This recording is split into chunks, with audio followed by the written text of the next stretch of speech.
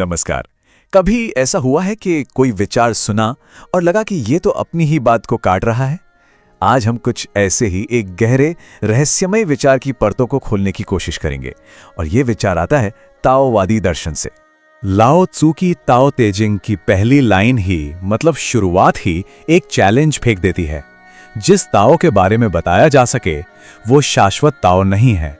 अच्छा, इस पहेली को सुलझाने के लिए ना सबसे पहले ये समझना होगा कि हमारी जो भाषा है, जो हम बोलते हैं, वही अपने आप में एक लिमिटेशन है, एक सीमा है। देखिए, हमारी भाषा करती क्या है? वो चीजों को टुकड़ों में बांटती है। हर चीज पर एक लेबल लगा देती है। ये अच्छा है, वो बुरा है, ये सही, वो गलत, ये यहां, वो वहां। हम पूरी दुनिया को ना छोटे छोटे बक्सों में बंद कर देते हैं ताकि हमें समझने में आसानी हो। लेकिन ताओ इन सारे बक्सों से परे है, इनसे बाहर है। वो कोई एक चीज है ही नहीं, बल्कि हर चीज के होने का जो पूरा प्रोसेस है वो है। इसे एक नदी की तरह समझिए। क्या नदी को टुकड़ों में बांटा जा सकता है? इसको ऐसे भी सोच सकते हैं कि हम अपनी भाषा और अपने विचारों से ताओ को डिफाइन करने की कोशिश कर रहे हैं। ये तो कुछ ऐसा हुआ जैसे एक छोटे से जाल से पूरे ब्रह्मांड को पकड़ने निकल पड़े। ये हो ही नहीं सकता, क्योंकि जो टूल हमारे पास है यानी भाषा, वही लिमिटेड है। अब इस आइडिया को और गहराई से समझने के लिए ना ताओवादी दर्शन में एक बहुत ही खूबसूरत मिसाल दी जाती है। 1 मिनट के लिए सोचिए, इस इमेज को अपने दिमाग में बनाइए।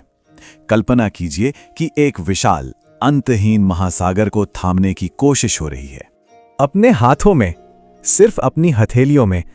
ये कोशिश कितनी बेकार है ये तो फौरन ही समझ आ जाता है ना?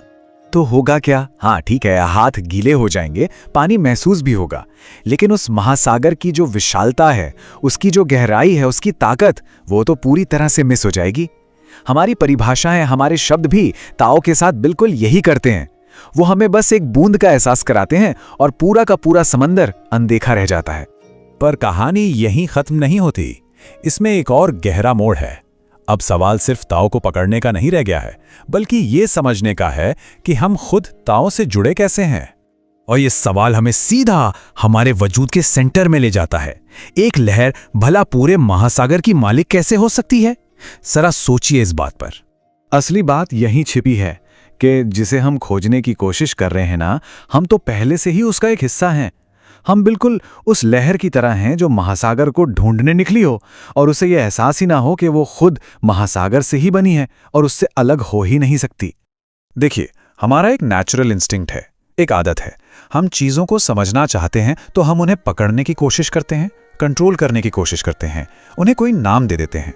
हमें लगता है कि ऐसा करने से हम उनके मालिक बन जाएंगे। पर ताओ के मामले में ये रास्ता हमें उसके पास नहीं ले जाता, बल्कि और भी दूर कर देता है। तो सवाल ये उठता है कि अगर पकड़ना, कंट्रोल करना और नाम देना ये सब हमें ताओ से दूर ले जाता है, तो फिर सही रास्ता है क्या? और इसका जवाब जो है ना, वो हमारी नॉर्मल सोच से एकदम उल्टा है। हम हमेशा क्या करते हैं? और ज्यादा नॉलेज, और ज्यादा जानकारी इकट्ठा करने में लगे रहते हैं। लेकिन ताओ का रास्ता कुछ जोड़ने का नहीं है, बल्कि कुछ घटाने का है।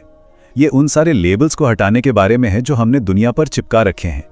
ये मन के अंदर जो शोर चलता रहता है ना, जो हर वक्त हर चीज को जज करता है, उसे शांत करने के बारे में है।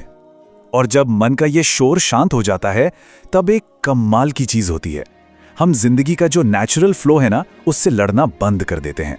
हम बस उसके साथ बहने लगते हैं और असली जादू यहीं से शुरू होता है। और अब हम आते हैं उस मेन कॉन्सेप्ट पर जो शुरुआत वाली पहेली को, उस विरोधाभास को सुलझाता है। इस स्टेट को, इस अवस्था को कहते हैं वू वेई। इसका मतलब है बिना कोशिश के काम करना। अब इसका मतलब आलस करना बिल्कुल नहीं है।